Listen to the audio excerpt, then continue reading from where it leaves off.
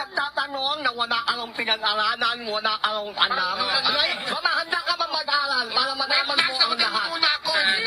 Hindi mo tinuro sa akin nagtatanong. Yung mga nagpo-comment, gumagawa. Importante ba talaga na meron kang natapos kapag tumatakbo ka sa isang public seat kagaya ni Diwata?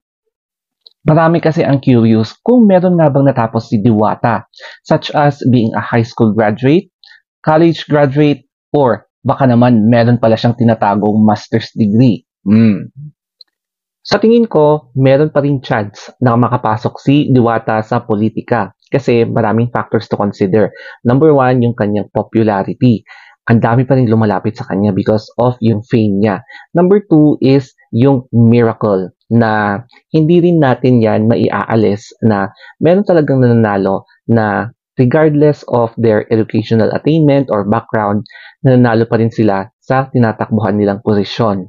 So, ayon sa pagkakaintindi ko dito, and hindi ata to updated, basta ang requirements dito kung gusto mo tumakbo ay number one, you must be a citizen of the Philippines. Number two, iba-iba yung age requirement dito, pero yung pinaka-safe is at least 23 years old and above. And then number three is able to read and write Filipino or any other local language or dialect. Tapos, number 4, registered voter. And number 5, must be a resident here in the Philippines within 1 year.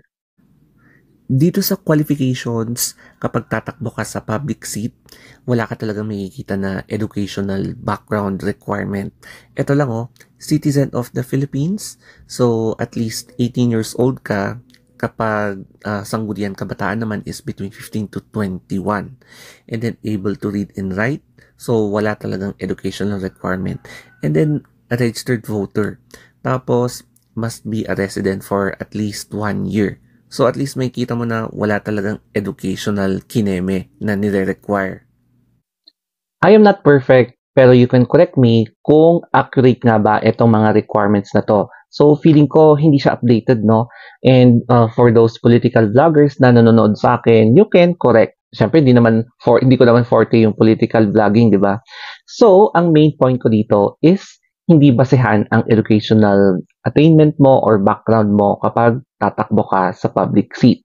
So, may chance pa rin si Diwata. Ang isa ring nakikita ko na factor na posibleng magpaangat sa kanyang chance sa politika ay yung kanyang life story. Nakita kasi natin na nai-report siya noon na na-involved sa kagagahan ng mga kasama niya sa ilalim ng tulay dahil nalulong sila. So, except si Diwata, no? And then si Diwata kasi nangarap siya para umangat yung kanyang buhay. And from there, biglang nakita natin after how many years na nasa BPO industry and pinagsabay na rin niya yung kanyang pag-vlog, tapos sumali din siya sa It's Showtime. Tapos, nakita natin na unti-unti talaga nag-i-improve yung kanyang buhay. Hindi inaakala ni Diwata na magbabago yung buhay niya nung pinasok na niya ang kanyang food business. Tapos, pinagsabay rin niya ang vlogging. So, eto yung perfect recipe kaya nagsobrang trending niya earlier this year. So, na-establish yung Diwata Pares Overload. Talagang lahat ng vloggers pumunta sa kanya para mag-vlog at para kumita at para ding mas lalong maging famous pa yung kanyang paresan. At ngayon, kagalang-galang na si Diwata Pares Overload.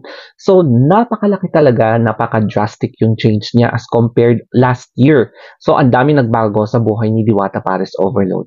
And I am really hoping na something positive will happen to Diwata sa kanyang pagsabak sa politika. And regardless, once again, kung may na-achieve ka man or may natapos ka man or wala, basta you know how to read and write, pwedeng-pwede ka sa politika. Correct me if I'm wrong. So once again, good luck kay Diwata Pares Overload and sana makamit niya kung ano man yung goals niya this year and next year and many years to come.